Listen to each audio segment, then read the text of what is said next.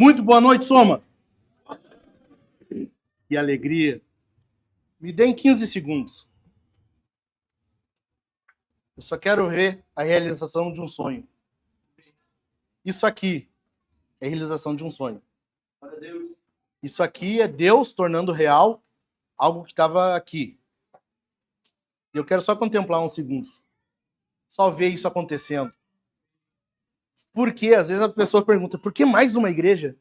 Mas e a gente ouve, tem tantas igrejas, para que mais uma?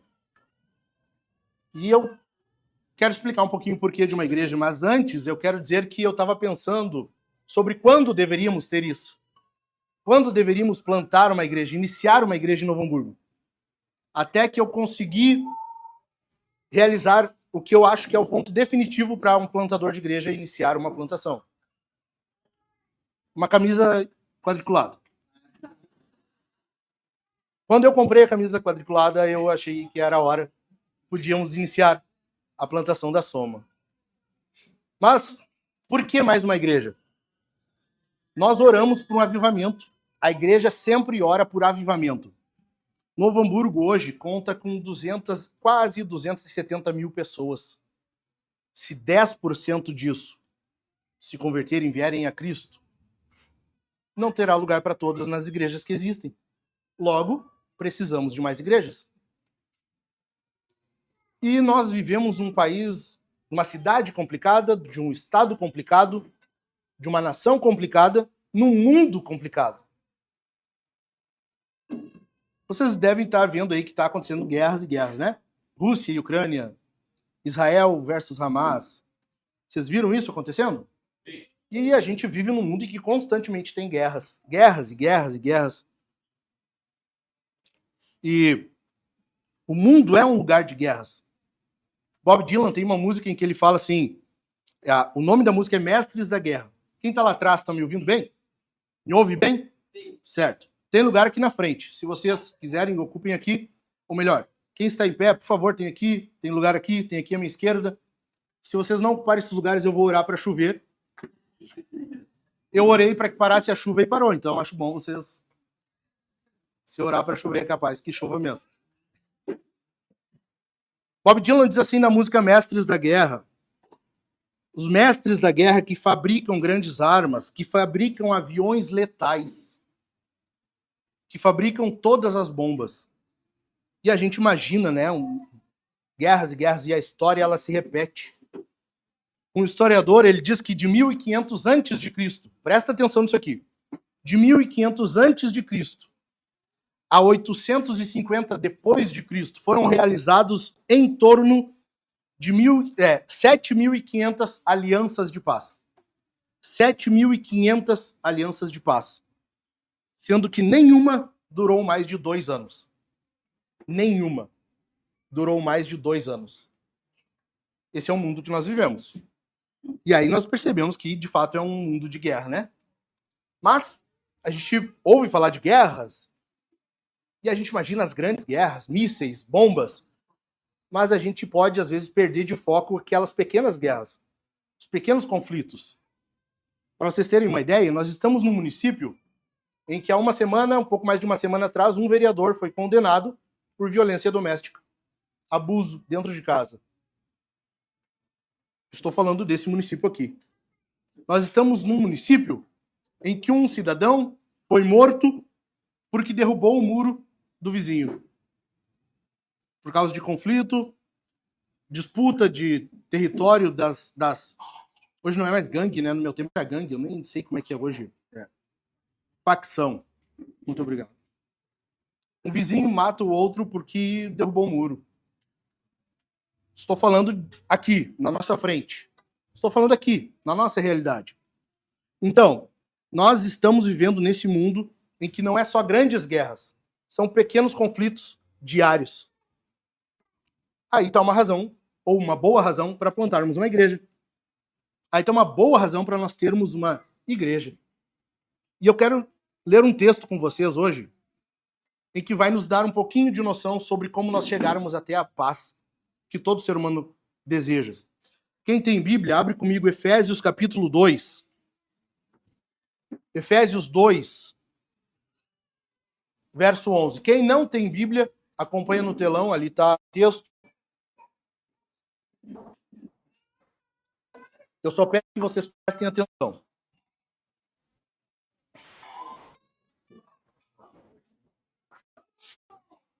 Efésios 2, nós teremos versos 11 ao 22. Ok? 11 versículos.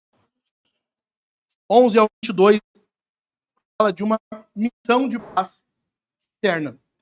Uma missão de paz como a gente nunca viu em nenhum ser humano até hoje, a não ser essa aqui. E o texto fala assim: portanto, lembrem-se de que no passado vocês eram gentios na carne, chamados incircuncisão por aqueles que se intitulam circuncisão, que é feita na carne por mãos humanas. Naquele tempo vocês estavam sem Cristo, separados da comunidade de Israel, estranho às alianças da promessa, não tendo esperança e sem Deus no mundo. Mas agora, em Cristo Jesus, vocês que antes estavam longe, foram aproximados pelo sangue de Cristo, porque Ele é a nossa paz. De dois povos, Ele fez um só, e na sua carne derrubou a parede de separação que estava no meio, a inimizade. Cristo aboliu a lei dos mandamentos na forma de ordenanças, para que dos dois criasse em si mesmo uma nova humanidade, fazendo a paz. E reconciliasse ambos em um só corpo, Deus, por meio da cruz, destruindo a inimizade por meio dela. Quando veio, Cristo evangelizou paz a vocês que estavam longe, e paz também aos que estão perto, porque por meio dele, ambos temos acesso ao Pai em um só Espírito. Assim, vocês não são mais estrangeiros e peregrinos, mas concidadãos dos santos e membros da família de Deus, edificados sobre o fundamento dos apóstolos e profetas, sendo ele mesmo Cristo Jesus, a pedra angular. Nele, todo o edifício, bem ajustado, cresce para ser um santuário dedicado ao Senhor. Nele também vocês estão sendo edificados, junto com os outros, para serem morada de Deus no Espírito. Amém. Bendita a palavra de Deus. Aqui a gente vê a maior missão de paz do mundo. A maior missão de paz que alguém já realizou. E eu quero explicar um pouquinho para você sobre isso. Eu quero só que tu entenda que conflitos humanos entre os homens e do homem com Deus somente são desfeitos mediante a missão de paz realizada por Jesus. Eu vou repetir. Conflitos humanos entre os homens e do homem com Deus são somente desfeitos mediante a missão de paz realizada por Jesus. Se tu pegou isso aqui, se tu entendeu isso aqui, tu entendeu a ideia do sermão. Se tu, talvez está calor, talvez alguém passe que te distraia, e se tu perder alguma coisinha durante o sermão, mas se tu entender isso aqui, tu vai sair já entendendo. Já ganhei o dia. Mas eu quero que tu preste atenção no todo, porque agora eu vou explicar bem. Para isso, eu quero que a gente entenda três coisas. Quem nós éramos, o que Jesus fez e quem nós somos. Eu quero que nós entendamos essas três coisas. Para isso, em primeiro lugar, eu quero que vocês entendam comigo quem éramos. Nós éramos separados e estranhos. Nós éramos completamente separados e estranhos. Versos 11 e 12. Portanto, por favor, não fechem as Bíblias, tá? Deixa aberto e vai acompanhando. Se eu for bobagem, pode interromper, mas vai acompanhando para ver se é assim como o texto. Lembre-se de que no passado vocês eram gentios da carne, chamados incircuncisão, aqueles que se titulam circuncisão, feita na carne por mãos humanas. Naquele tempo vocês estavam sem Cristo, separados da comunidade de Israel, e estranhos às alianças da promessa, não tendo esperança e sem Deus no mundo. Assim éramos nós. Paulo está falando aqui a gentios. Essa é a carta aos Efésios, crentes da cidade de Éfeso. Eles são gentios, não eram judeus. Paulo está se referindo a eles. É a eles que ele diz, lembrem-se, verso 11, lembrem-se de que vocês no passado eram assim, assim, assim. Paulo está dizendo a eles, lembrem-se disso aqui. Havia duas classificações de pessoas, basicamente. duas classificações: judeus e gentios. Eram essas as duas classificações, basicamente, que existiam de pessoas. Deus gentio ou Deus grego. O propósito da separação desses dois povos, ela não era a vanglória dos judeus, não era isso. Eles não foram separados para se gloriar, para achar que eram mais que outros. Apesar de acabarem achando que eram. Mas a intenção dessa separação é que eles fossem bênção. Deus, quando chama Abraão e separa ele, diz que dele levantaria um povo, uma nação, eles que todas as famílias seriam abençoadas. Ou seja, essa bênção do judeu, ela era para todos. No entanto, alguma coisa aconteceu de errado. E aqui a gente percebe que Israel acabou não atingindo os gentios, os gregos, ou quem não é judeu. E por não chegar a isso, por não chegar a esse objetivo, acabou uma intriga permanente. Continuou ali uma intriga que não acabou mais. E isso vai ser lembrado para nós agora por Paulo, quando ele fala que os gentios estavam separados. Verso 11 de novo. Lembrem-se de que no passado vocês eram gentios da carne, chamados incircuncisão. Verso 12. Naquele tempo vocês estavam sem Cristo, separados da comunidade de Israel. Judeus e gentios estavam completamente separados. E os gentios eram o grupo dos 100. Sem isso, sem aquilo, sabe? Tipo o Inter. Sem título, sabe? Sem torcida, porque tá diminuindo, né? Vocês sabem, né? Os números estão dizendo, não é eu. Desculpa, tá? Francisco, me perdoa, mas são fatos. Título, torcedores, quase que fica sem estádio nas enchentes lá, mas tudo bem, não vem ao caso agora. Os gentios eram esse povo dos 100. Em primeiro lugar, sem Cristo. E aqui o bicho pega. E no início do sermão eu quero que tu entenda uma coisa.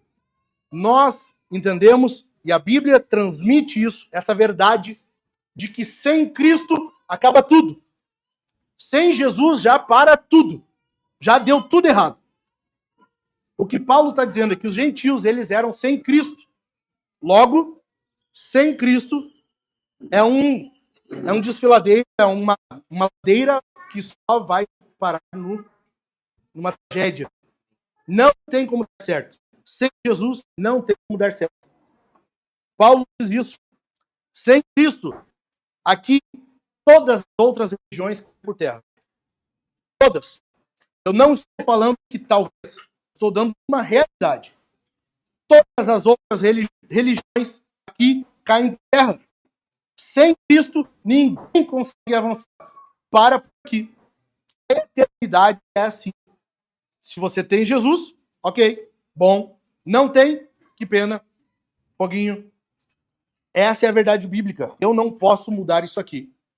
Isso aqui é um ponto crucial para a fé cristã. Sem Jesus, todos irão ao inferno. O que a gente percebe nisso aqui? Porque Paulo não para nisso aqui. A gente tá, sabe, ele vê uma ferida e ele coloca o dedo nela. Mas ele não só bota o dedo, ele começa a mexer ali. Ele vai cutucando. Além disso, ele vai dizer para nós que os gentios eram sem cidadania. Completamente sem cidadania. Por quê? Porque a cidadania válida era a judaica. O povo judeu entendia que somente quem era judeu, ou prosélitos, que era quem aceitava a fé judaica. Ainda assim, mesmo que o gentio se tornasse judeu, ou seja, prosélito, ainda assim ele não tinha plenitude do judaísmo. Mesmo assim, vindo a fé judaica, havia um local, o templo, não sei se você sabe, mas havia um local de adoração em Israel. E esse templo ele tinha um pátio. E ali havia uma determinação. Os gentios só entram até aqui. Daqui não passa, daqui para lá só judeu. Mesmo na fé, mesmo para ter acesso a Deus, o gentio ele não conseguiria ter plenitude como judeu. Mesmo que ele se tornasse um prosélito, ou seja, adquirisse a cidadania israelita, ainda assim ele não seria um israelita. Paulo vai além. Por não ser um israelita, não tem aliança. Porque a aliança era com o povo judeu, era com o povo de Israel. Deus faz alianças com o povo de Israel. Deus faz aliança com Abraão. Deus faz aliança com Moisés. Deus faz aliança com Davi. Todos os judeus, povo de Israel. Logo, o gentio não tinha aliança. Se não tem aliança, não tem promessa. Porque a palavra de Deus, as promessas de Deus, elas eram pelas alianças. É nas alianças que Deus avisa. Eu vou abençoar aqueles que te abençoarem. Eu vou fazer isso de ti, vou fazer uma nação. Por meio de ti serão abençoadas todas as famílias da terra. Ou seja, todas as promessas de Deus, elas vinham por meio das alianças. Se não tem aliança, não tem promessa. Estão entendendo? Se não tem aliança, não tem promessa. Se não tem promessa, não tem esperança. Tá vendo? Eu avisei, a ladeira abaixo. Eu avisei. Se não tem promessa, não tem esperança. Os historiadores dizem que no mundo antigo, o mundo antigo, ele era coberto por uma nuvem de desesperança. Você vai ler os escritos antigos, antes de Cristo, você vai ver, todos os historiadores vão dizer que o mundo antigo, ele pairava uma nuvem de desesperança. Não havia esperança. Porque a promessa é que dá esperança. Se não tem aliança, não tem promessa, logo não tem esperança. O mundo está perdido se não tem esperança. Todas as filosofias eram nulas. As tradições eram vazias. As religiões eram incapazes de preparar a pessoa para a vida futura, para a eternidade. As religiões eram incapazes de dizer: tu tem que fazer isso aqui, crer no Senhor, depender dos seus pecados e tu tem a vida eterna. Nenhuma religião conseguia isso. Por isso, desesperança completa. Não havia esperança.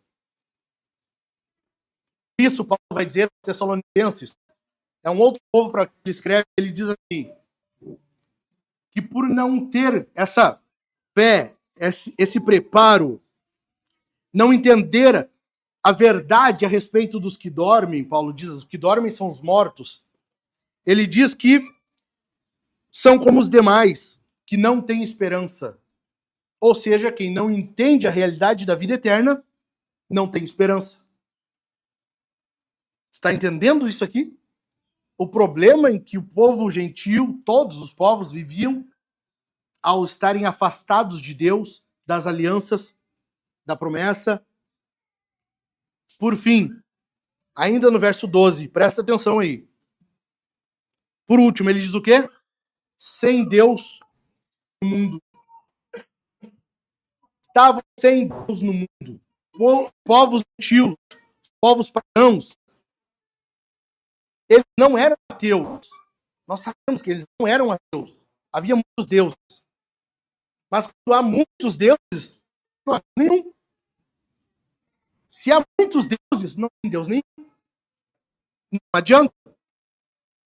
Por isso, Paulo diz que eles andam com que tateando. Atos capítulo 7, Paulo diz que eles andam tateando, procurando quando tu está andando de olho fechado, quando falta luz na tua casa, tu quer procurar as velas, vai tateando nas gavetas e vai tentar achar. Assim é o povo procurando Deus. Sai a cata de tudo. E aí tudo é Deus, tudo vale. Todo tipo de fé é válido, toda a esperança, tudo tu se agarra. Isso aqui acho que vai me dar salvação. Isso aqui vai me ajudar. Isso aqui vai me ajudar a vencer os problemas. Tudo se torna Deus. Qualquer coisa é válida como um ídolo. Porque todo mundo estava sem Deus. Não eram ateus, mas viviam como porque se tem muitos deuses, logo não há Deus nenhum. De novo, eu vou recorrer aos historiadores. Eles dizem assim, naquela época, era mais fácil encontrar um Deus do que um homem em Atenas. Era mais fácil encontrar um Deus do que um homem nas ruas de Atenas. Assim era o mundo antigo, assim eram os gentios. Tinham muitos deuses, mas não tinham nada. Então, sem Cristo, nós somos indigentes, desesperançosos, não temos esperança, não temos promessa, vivemos sem Deus. Sem Cristo, nós estamos separados de Deus e uns dos outros. É isso que Paulo está falando. Sem Deus, sem Jesus, nós estamos separados de Deus e uns dos outros. Essa é a realidade. Não há o que fazer quando não se tem esperança, quando não se tem cidadania, não tem o que ser feito. Alguém precisava fazer alguma coisa. Alguém tinha que fazer algo. E Jesus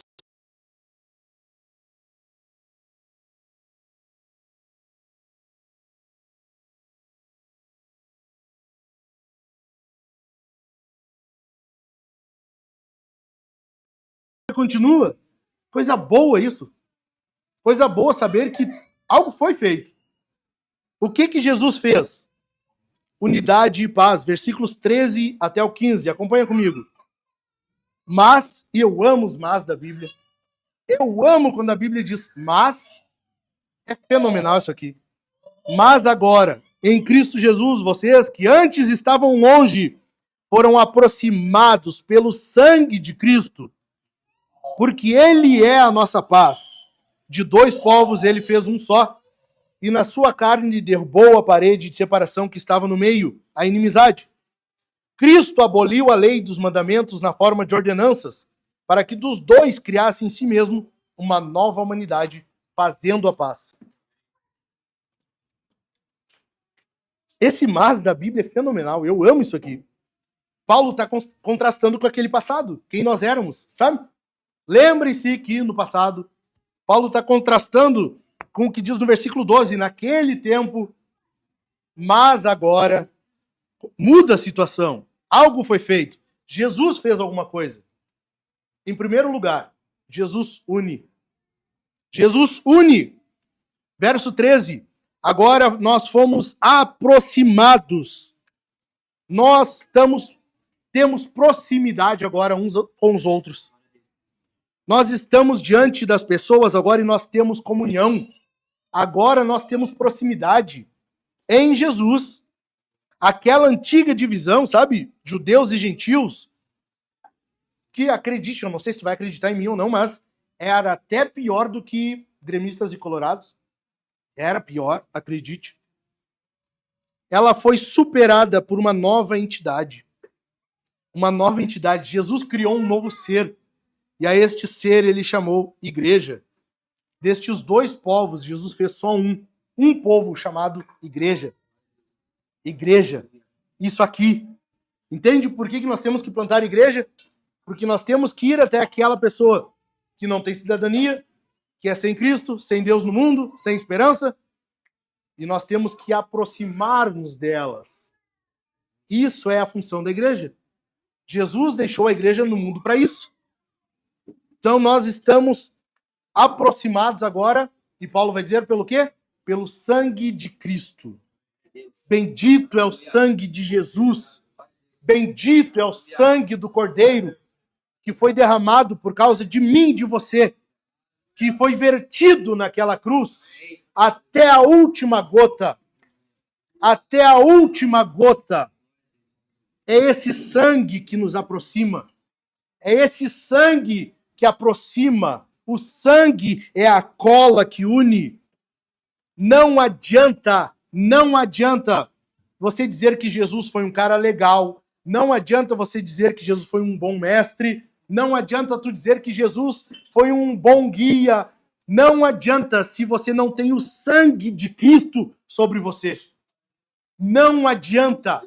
Se você não tem o sangue de Cristo sobre você, aproximando você dele e dos outros, você está perdido igual.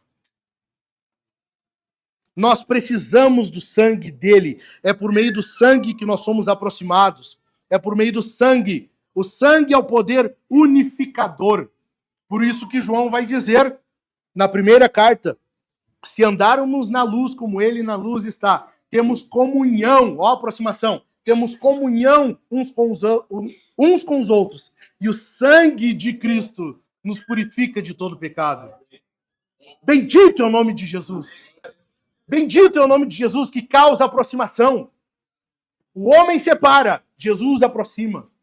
O homem divide, Jesus une. É isso que Jesus faz. Ele une. Ele unifica. Ele pega povos que eram divididos, inimigos, e une. e gera um único povo, a igreja. Bendito é o nome de Jesus. Bendito é o Cordeiro de Deus. Adiante. Jesus, a paz. Verso de número 14, perdão. Porque ele é a nossa paz. Ele é a nossa paz. Bendito é o nome de Jesus. Eu quero que tu entenda, porque, cara, eu tenho certeza que tu não está entendendo isso aqui. Tu não está entendendo isso aqui. É que a nossa expressão aqui em português, ela não transmite a ideia do original. No grego, que é como foi escrito no Novo Testamento, no grego a ideia é que ele é a única paz. Jesus é a nossa paz, quer dizer que Jesus é a paz. Ele é a única paz. O grego é enfático. Tu não está entendendo isso. Quer dizer que nem tem nenhum outro, não existe. Você não encontra paz em nenhum outro lugar. Você pode ir na bebida, você pode ir no sexo, você pode ir no dinheiro, você pode buscar a tua carreira dos sonhos. Se não tiver Jesus, não tem paz. Longe de Cristo não tem. Não existe. É por isso que havia uma parede de separação. Paulo está falando aqui que Jesus é a nossa paz. E ele derruba, ele põe por terra essa parede. De dois povos ele fez um só na sua carne. E derrubou a parede de separação que estava no meio, a inimizade. O que Paulo está dizendo aqui é que havia uma parede. Essa parede é uma parede que, imagina, uma parede que divide, sabe? Gremistas e colorados, uma parede. Gentios e judeus, uma parede. Mas ele está fazendo uma referência a algo que ilustra. Paulo está falando de uma parede que havia de verdade no templo. Era uma parede que existia. E nessa parede, acredite, tinha uma placa que dizia: daqui em diante, gentios são proibidos. Havia uma placa ali. E nessa placa estava escrito: daqui em diante, gentios são proibidos. Havia uma parede que separava. Havia uma parede que dividia. Jesus derruba essa parede. Jesus derruba isso aqui. Lembra em Atos, quando Paulo vai até o templo e ele é preso? Eles querem matar ele. E eles dizem que Paulo levou gentios para dentro do templo. Eles estão dizendo que Paulo passou essa parede aqui. Essa parede com os gentios. Sendo que não foi, é mentira.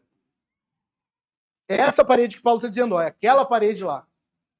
Essa parede aqui, ela ilustra a parede que dividia judeus e gentios. Jesus derruba essa parede. Na sua carne, ele derrubou essa parede. Lembra que eu falei? Havia uma inimizade dupla. Nós com Deus e nós entre nós. Vertical e horizontal. Jesus derrubou essa parede. No Éden, quando Adão pecou, houve uma divisão. Isaías fala que o nosso pecado causa divisão, barreira entre nós e Deus. Isaías fala isso. O que acontece? Lá naquele jardim, quando Eva pega do fruto, come e dá para Adão, causa uma divisão. Ali o homem perde acesso a Deus. Então tenta imaginar comigo. Deus cria o mundo, todas as coisas, e ele coloca o homem para cuidar do jardim. Imagina assim, que o jardim é um local lindo, perfeito, mas que deveria ser cuidado. O homem tinha essa função. Adão deveria zelar pelo jardim. Mas mais do que isso, ele não só zelaria, ele levaria esse jardim adiante, ele expandiria o jardim. Estão entendendo? Está acompanhando? Adão levaria esse jardim para todo mundo. O jardim era um local... Boa, né? Muito bom. O jardim era um local de ordem, de beleza, de cultura. Fora do jardim era desordem, caos, confusão. O homem levaria o jardim adiante, até que o jardim tomasse conta do mundo inteiro. Ok? Estão entendendo? O que acontece? O homem, ele é a imagem de Deus. A Bíblia diz que o homem foi criado à imagem de Deus. Quando Deus cria o homem e coloca ele no jardim, Deus está mostrando para nós alguma coisa. Aquela imagem que tu tem dos templos pagãos antigos, que havia um templo e dentro do templo havia uma estátua daquele Deus, daquele ídolo. Aquilo ali era uma cópia. O original era o jardim. Era o jardim com Adão dentro. Mas como? Não havia nenhuma imagem, não havia nada. Sim, o homem é uma imagem. A imagem de Deus. Ele foi criado à imagem de Deus. Só que ele era vivo, porque o nosso Deus é um Deus vivo. Então, o jardim era um templo. Se o homem deveria levar adiante esse jardim, é porque ele deveria, o templo, tomar conta de toda a terra. O homem falhou nisso aqui. Adão fracassou nisso aqui. Não deu certo. Em algum momento ele estragou tudo e teve que ser expulso. Ele perdeu o acesso. Aquele acesso a Deus era aquela adoração, comunhão plena com Deus, amizade com Deus. E o homem perdeu isso. O homem perdeu isso aqui. Agora ele não consegue mais acessar Deus. Tem divisão. Agora o que Paulo está mostrando para nós é que aquela inimizade que vem desde lá, que vem desde o mundo antigo, que perpassa a história e chega até os nossos dias, Paulo mostra que aquela barreira que havia, aquele acesso a Deus, não existe mais em Cristo. Cristo agora, ele pode chegar diante de Deus e dizer, esse aqui está comigo, ele é representado por mim. Cristo pode chegar diante do Pai, no trono, e dizer, não, esse é dos meus. Esse aqui está comigo. É isso. Agora nós temos acesso a Deus em Cristo. Aquele acesso perdido lá no jardim foi restaurado por Jesus. Por Jesus. Aquela parede de separação que havia entre os homens e o homem com Deus foi derrubada. E com isso, Jesus cria um novo homem, uma nova humanidade, um novo ser. Jesus, ressuscitado com seu corpo glorificado, é a demonstração dessa nova humanidade. Daquilo que todos os que estão com ele serão. Olha só, essa nova humanidade, Paulo vai dizer que é algo novo completamente. Não é somente algo, uma novidade temporal. É mais do que isso, é um novo tipo. É uma nova criação, algo totalmente novo. Aquela separação que havia de judeus e gentios não existe mais. Agora eu pergunto para ti, qual é a separação que tem na tua vida?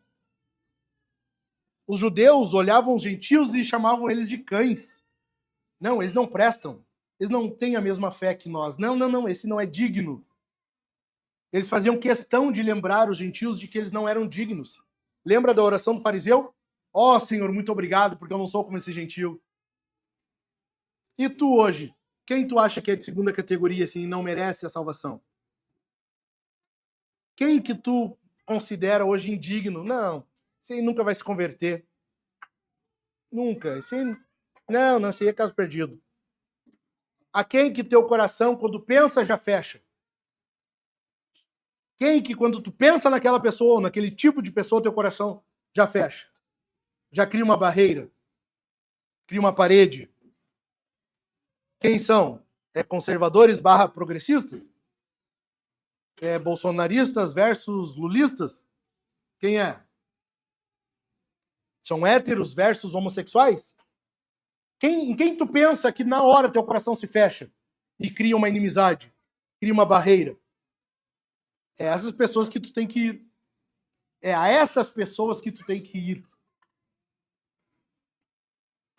Jesus, ele pega aquela parede e ele derruba. Não só porque ele faz a paz. Sim, Paulo vai dizer que ele faz, mas antes disso, ele é a paz. Jesus é a nossa paz. Em terceiro lugar, o que Jesus fez? Reconciliação, acesso e comunhão. Acompanha comigo aí versos 16 e 17 e 18. E reconciliar-se ambos em um só corpo com Deus por meio da cruz, destruindo a inimizade por meio dela. E quando veio, Cristo evangelizou paz a vocês que estavam longe e paz também aos que estavam perto. Porque por meio dele, ambos temos acesso ao Pai em um só Espírito. Em primeiro lugar, Jesus, ele é o reconciliador. Ele é o reconciliador. Qualquer reconciliação é em Jesus. É nele. É em Jesus. Tu tá entendendo? Jesus, ele vem, ele faz paz, ele derruba a inimizade. Mas imagina você, duas pessoas brigadas, e você vai fazer a intermediação. Você vai acalmar, você vai trazer paz à situação. Mas não adianta nada se você não reconcilia as duas.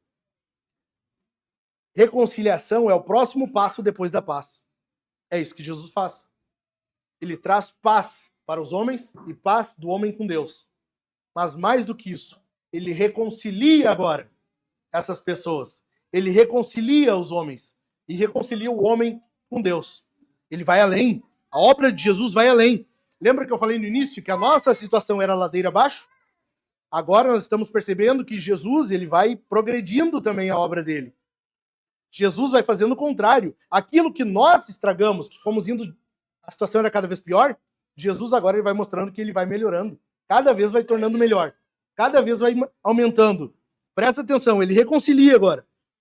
Essa reconciliação, inicialmente ela significava, indicava uma troca de dinheiro. Com o tempo, passou a ser fazer a paz. Unir de volta duas pessoas. A reconciliação ela é o próximo passo depois da paz. Na igreja, iniciou assim. A própria igreja foi tocada por isso. Lembra? No capítulo 10, quando Pedro vai pregar a Cornélio, ele entra na casa de gentios, ele tem que se explicar.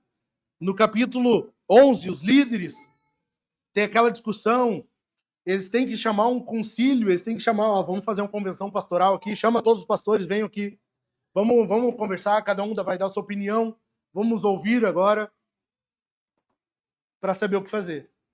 Por quê? Porque no início a igreja estava aí confusa. Foi somente depois dessa convenção pastoral, dessa reunião, que eles chegaram à conclusão de que não, judeus e gentios agora, ó, igualzinho. Não muda nada, tudo igual. Nada mais separa eles, nada mais difere eles diante de Deus. Em Cristo, tudo igual. Tudo igual. Judeus e gentios agora não significa mais nada. Por quê? Porque agora é igreja. Agora é igreja. Em Cristo, diante de Deus, nós temos paz. Nós somos reconciliados. Nós somos um corpo. Por isso o nome Soma. Soma quer dizer corpo. Nós somos o corpo de Cristo. Nós somos esse corpo. E Paulo, ele ama essa expressão. Paulo, ele ama dizer que a igreja é o corpo. Essa expressão para ele é muito cara. Ela vale muito. Nós, em Cristo, somos um corpo. Jesus, além de reconciliar, ele também destrói. Jesus é o destruidor por excelência. Ele sabe destruir as coisas. Versículo 17. Não, perdão. 16. Finalzinho do 16. Por meio da cruz, destruindo a inimizade por meio dela. Olha só.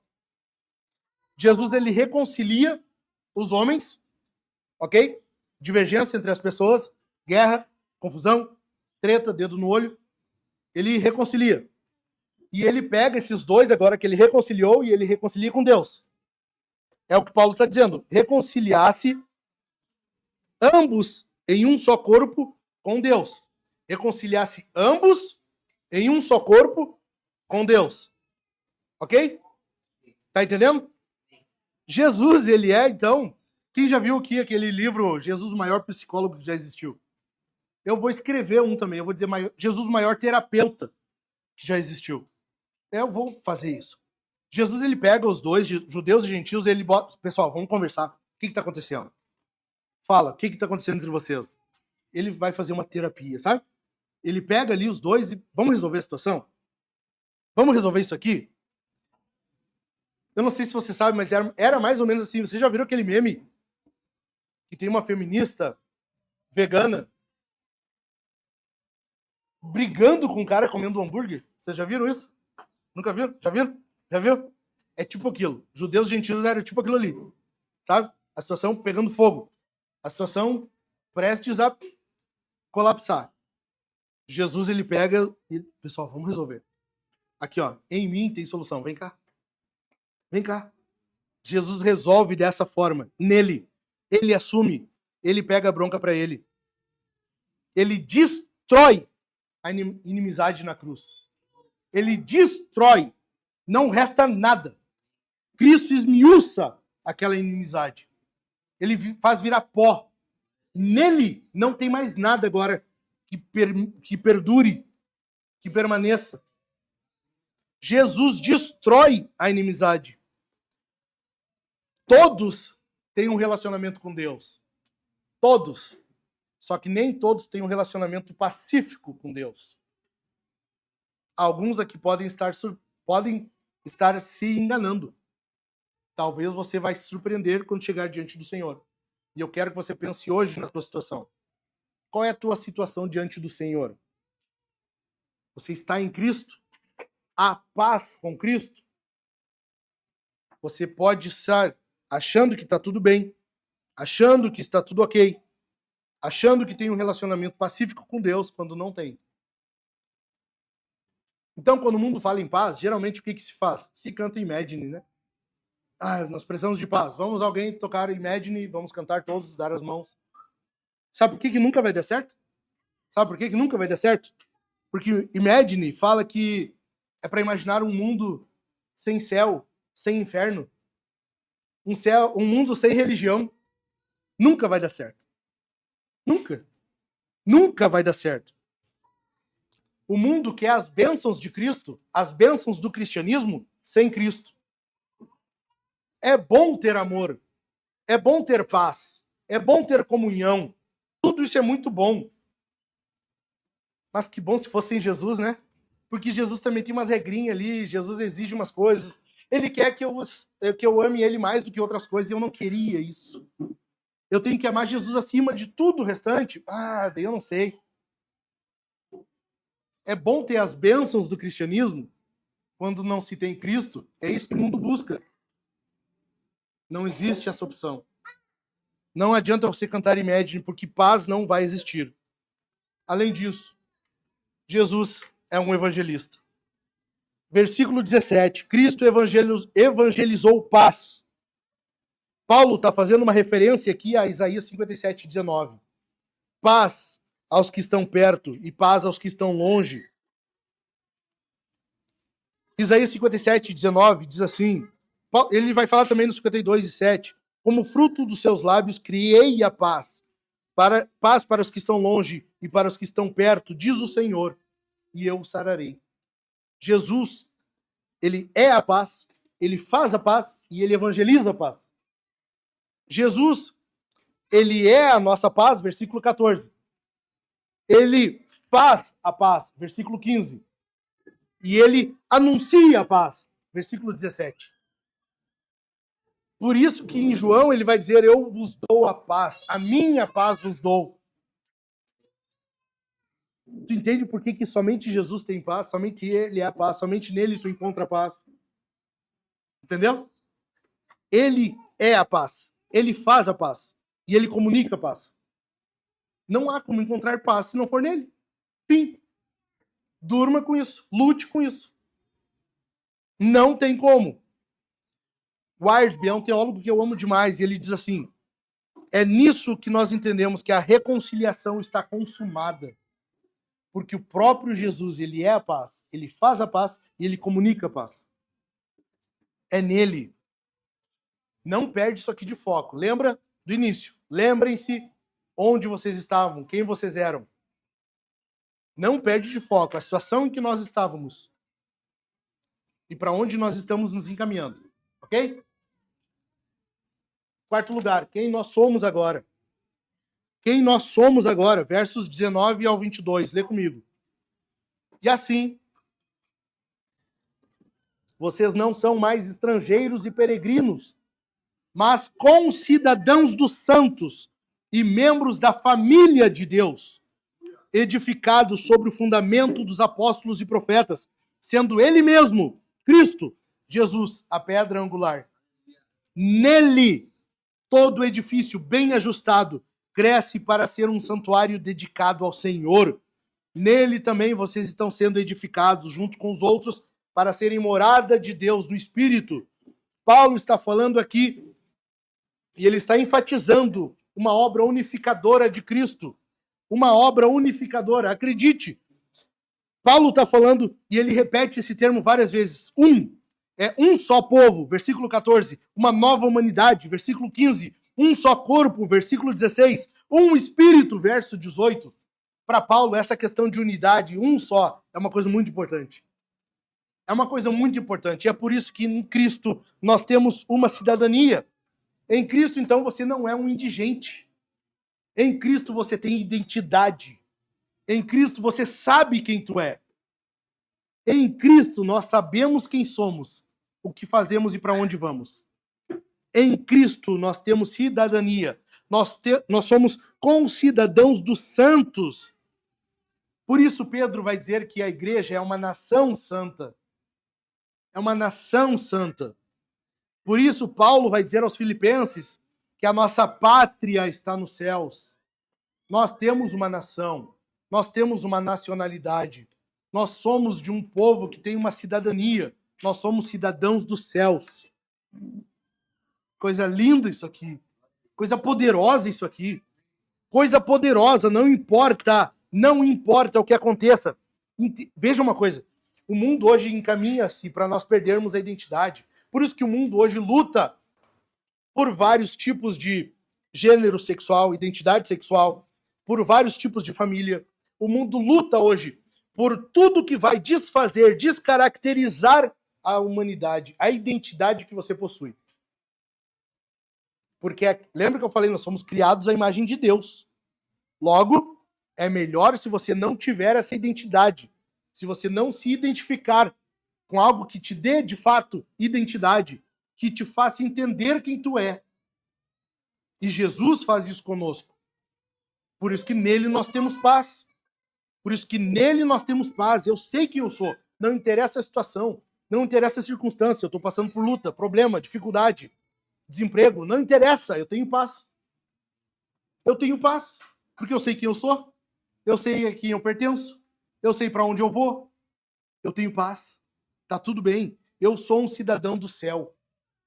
Em Cristo nós temos cidadania. Além disso, em Cristo nós somos um povo. Em Atos, nós vamos ver isso aqui bem.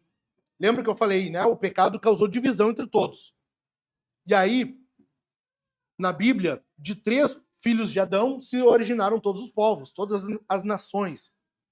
Lembra disso? Se você já leu, você deve lembrar. E Atos vai mostrar para nós que agora todos retornam a Cristo. No capítulo 8 de Atos, um descendente de Cam é salvo. Em Atos 9, um descendente de Sem. Em Atos 10, um descendente de Jafé é salvo. A Bíblia está mostrando para nós que agora Jesus está restaurando aquilo. Ele está pegando os povos e está trazendo de volta nele, fazendo um único povo. Nós somos um povo. A igreja é um povo. Nós temos uma cidadania e pertencemos a um povo, a igreja do Senhor. Bendito é o nome dele. Bendito é o nome de Cristo Jesus. O pecado divide a humanidade. Jesus une. O pecado causa divisão. Jesus une. O pecado separa nós. Jesus nos une. Jesus causa comunhão. Ele gera comunhão, unidade. Bendito é o nome dele. Judeus e gentios estavam no exílio, afastados de Deus. Havia uma barreira e eles estavam afastados de Deus. Jesus aproxima uns dos outros e de Deus. E além disso, lembra que, cara, não perde isso aqui. A situação em que a gente estava, que era a ladeira abaixo, e o que Jesus está fazendo, além de gerar paz, além de unir de novo, além de aproximar com Deus, além de te dar uma cidadania, uma identidade, além de botar você num povo, além de fazer tudo isso agora, ele te dá uma família. É mais do que um povo, é mais do que uma nação. É uma família. É uma família, nós temos uma família. Por isso que Efésios mostra para nós que a igreja, o povo de Deus, é uma família. Verso 18. Verso 20.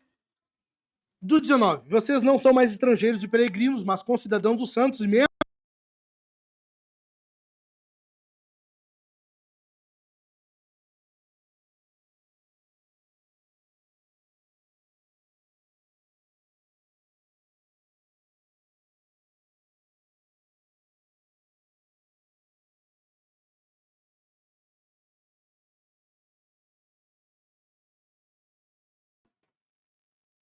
graças ao bom Deus, eu tive um bom pai. Eu tive um pai que foi exemplo para mim. Marido de uma só mulher, pastoreou sua casa, pastoreou a igreja, mas eu sou exceção. Muitos hoje, a realidade é essa, muitos hoje são criados longe dos pais, o pai abandona quando são pequenos, vivem, ou se não é longe dos pais, vivem com pais que não são bons pais, pais violentos, abusadores, pais que não educam bem. Agora o que Jesus faz, ele nos coloca numa família que tem um pai por excelência.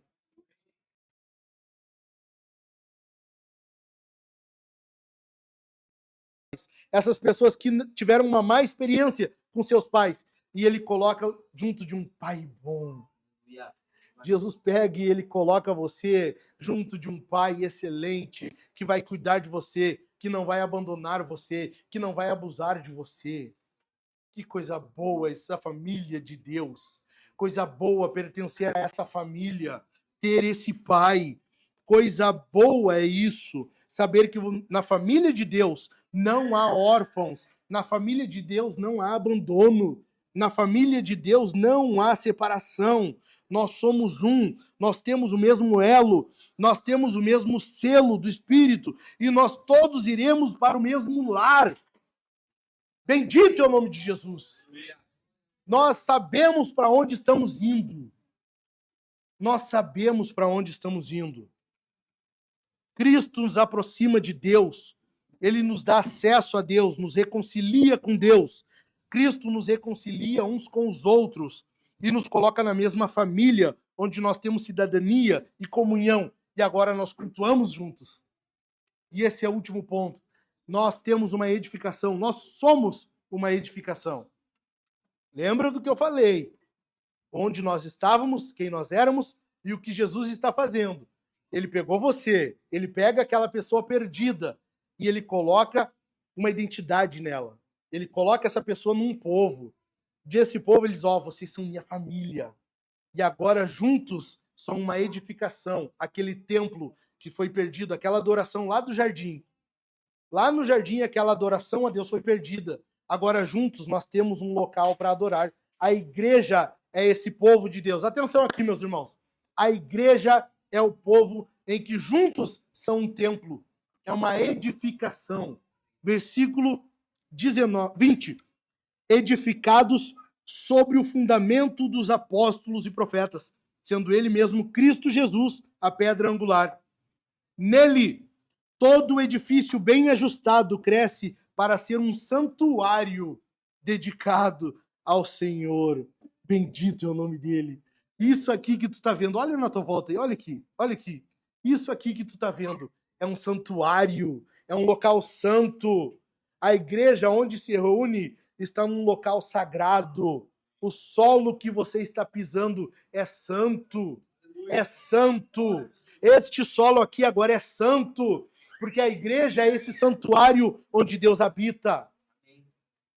O que Paulo está falando que em Jesus acontece é isso. É a pessoa perdida que Jesus pega e resgata, desfaz a inimizade, reconcilia entre si, reconcilia com Deus, traz e dá uma identidade, uma cidadania, coloca num povo, a esse povo chama de família, e agora faz disso um povo que adora juntos. Agora nós temos o que mais? Deus habitando em nós. Individualmente. Tu percebe isso? Lembra? O 100? Sem Deus no mundo, sem Cristo, sem esperança. Tudo aquilo sem, tudo aquilo lá. Agora nós estamos com Jesus. Nós somos com uma família. Nós temos uma adoração e temos Deus habitando em nós. Já não é mais sem Deus, é com Deus em nós. Bendito é o nome dele. Nós somos uma edificação. Nós somos uma edificação. E quando Paulo está falando dessa edificação, desse templo, ele está fazendo uma referência aqui. Os judeus e gentios da época entenderam muito bem o que Paulo está falando. Porque os judeus sabiam o que era o templo. Eles sabiam, o templo de Herodes, que os discípulos mostram para Jesus, está vendo? Olha que magnífico, olha que lindo. Jesus fala, né? Isso aí vai ser derrubado. Isso aí vai ser desfeito, não vai ficar pedra sobre pedra. Eles sabiam, e aquele templo de fato foi destruído. Mas os gentios também sabiam. Em Éfeso, para onde foi escrito isso aqui, Em Éfeso tinha o templo da deusa Diana. Havia um grande templo que era o orgulho da cidade. Era o orgulho de Éfeso. Mas aquele templo também foi destruído, também foi derrubado. Paulo vai dizer agora que a igreja é esse templo, é esse santuário. E a esse santuário Jesus diz: e edificarei a minha igreja, e as portas do inferno não prevalecerão contra ela. Esse templo ninguém derruba, esse templo ninguém destrói. A igreja de Cristo é imparável. A igreja de Jesus não é destruída. Nada derruba isso aqui. Nada. A igreja de Jesus prevalecerá. É por isso que nós estamos plantando uma igreja aqui. Eu não sei quanto tempo vai levar, mas uma coisa eu sei: Deus vai prosperar essa obra aqui. Deus vai abençoar isso aqui. Pode levar mais ou menos tempo, pode levar mais ou menos dia, mas Deus vai abençoar isso aqui. Porque a obra é dele, a igreja é dele, não é eu, não são o pessoal comigo, é Jesus, é dele, é ele que disse vão e eu estou indo, é ele que disse vão e tem uma galera vindo comigo e agora a gente ficou bandeira aqui e agora nós vamos ficar aqui, porque Jesus vai plantar uma igreja aqui a partir de agora. Bendito é o nome dele, bendito é o nome dele, bendito é o nome dele, bendito é o nome dele.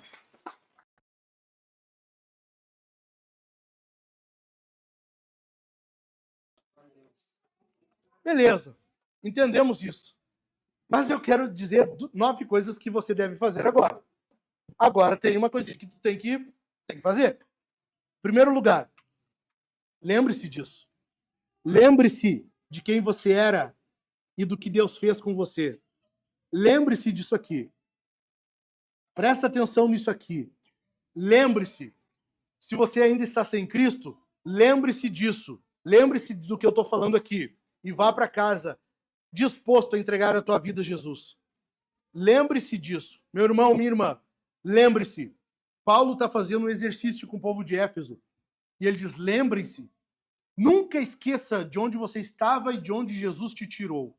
Nunca esqueça quem tu era e o que Jesus fez contigo. Nunca esqueça disso. Segundo lugar, lembre-se, você precisa de Jesus. Você precisa de Jesus. Você vivia sem esperança. O mundo é um local sem esperança. Para ter esperança, você precisa dele. Quer viver tendo esperança de dias melhores, esperança de bênção, esperança de que você vai para o céu, esperança de felicidade, só em Jesus. Senão, tu esquece. Pode esquecer. E qualquer coisa que você tiver e achar que está tendo longe dele, é só momentâneo. Lembre-se disso aqui. Você precisa de Jesus. Por isso que Pedro diz, bendito seja o Deus e Pai de nosso Senhor Jesus Cristo, que nos regenerou para uma viva esperança. Você só tem esperança em Jesus. Você precisa dele. Em terceiro lugar, aproxime-se dele. Nós estávamos separados de Jesus. Isso tornava nós sem identidade. Um povo totalmente afastado, dividido. Agora você quer saber quem você é? Quer ter identidade? Aproxime-se dele. Quer saber de fato quem tu é? Para que tu vive? Para onde você está indo? Você precisa de Jesus e estar próximo dele. Além disso, a Bíblia diz que depois da conversão nós somos santificados. A santificação é uma obra que acontece desde a conversão até que nós sejamos glorificados. Até morrermos ou Jesus voltar. Até lá, nós estamos sendo tornados semelhantes a Jesus. Isso é ser santificado. Cada vez mais parecidos com Jesus. Ok? Tá entendendo? Então você precisa estar cada vez mais próximo dele. Quanto mais pertinho de Jesus, mais parecido com ele. Quer ficar mais parecido com Jesus? Chega um pouquinho mais perto dele. Esteja cada vez mais próximo dele, para você ser mais parecido com Jesus. Em quarto lugar, não espere paz de quem não tem Jesus. Não espere paz de quem não tem Jesus. Não espere paz de quem não tem Jesus. Você não encontrará, seja na política, seja em ideologia, seja no que for que você buscar. Não tem paz. Não existe paz fora de Jesus. Não existe paz longe do Senhor. Entendeu? O que eu falei? Não existe paz longe de... De novo, não existe paz longe de... Não existe. Não existe. Quinto lugar. Evangelize paz ao mundo. Se empenhe pela reconciliação daqueles indignos que eu mencionei. Aqueles em que você pensa e acha, não, ele não merece. Não, esse não. Não, essa aqui não. É a esses que você deve evangelizar. Jesus vem e evangeliza paz ao mundo. Agora ele deixa um povo para fazer a mesma coisa. Evangelizar paz ao mundo. Você deve ir e evangelizar paz. Quem é a nossa paz? Quem é a nossa paz? Então você deve evangelizar Jesus ao mundo. Vá e anuncie Jesus. Vá e pregue Jesus. Evangelize paz. Você deve ir até eles. É a tua função ir até essas pessoas. Além disso, seja santo. Seja santo. Se o pecado gera uma barreira entre as pessoas e das pessoas com Deus, o que precisa ser feito é derrubar. E a santidade faz com que você perceba menos essa barreira. Ou que exista menos. Se pecado gera barreira, santidade gera paz. Seja santo. Seja santo. Seja. Amém. Não é uma opção, ok? Não é um opcional. Além disso, seja. Não é uma opção para o cristão. Você precisa ser cheio do Espírito. Você precisa. Sabe por quê? Matthew Henry, eu amo esse teólogo. Ele diz assim: nós nos aproximamos de Deus por meio de Jesus Cristo pelo Espírito Santo, ou com a ajuda do Espírito Santo. Nós nos aproximamos de Deus por meio de Jesus com a ajuda do Espírito. É isso que Paulo falou para nós aqui. Então, você precisa ser cheio do Espírito. Ok? Em oitavo, se importe menos com a aceitação. Nós estamos vivendo um mundo em que todos querem pertencer a algum grupo. Você faz de tudo para ser aceito. As pessoas fazem de tudo para serem aceitas. Não acredita em mim? É só abrir o TikTok aí, tu vai ver isso. Abre o TikTok e tu vai ver na hora que as pessoas fazem de tudo para ter aceitação. Se importe menos com a aceitação. Se importe menos com isso. Porque quanto menos tu parecer com o mundo, mais tu pode fazer pelo mundo. Quanto menos tu fizer pelo mundo, mais tu pode fazer por ele. Quanto menos a igreja parecer com o mundo, mais ela pode fazer. Ser é diferente de fazer. Seja diferente do mundo, e você poderá fazer algo por ele. Ok? Por último, Soma, presta atenção. O pastor de vocês está falando. Soma, presta atenção. O pastor de vocês está falando. Nós amaremos Jesus pelo que ele fez. Nós faremos discípulos, anunciando paz aos que estão em guerra com Deus. Nós transformaremos o mundo, transformando a nossa cidade. Esse é o nosso lema, essa é a nossa missão. Amando Jesus, formando discípulos, transformando o mundo. É isso que nós faremos. É isso que nós estamos iniciando a partir de hoje. Amém? Amém? Fique de pé.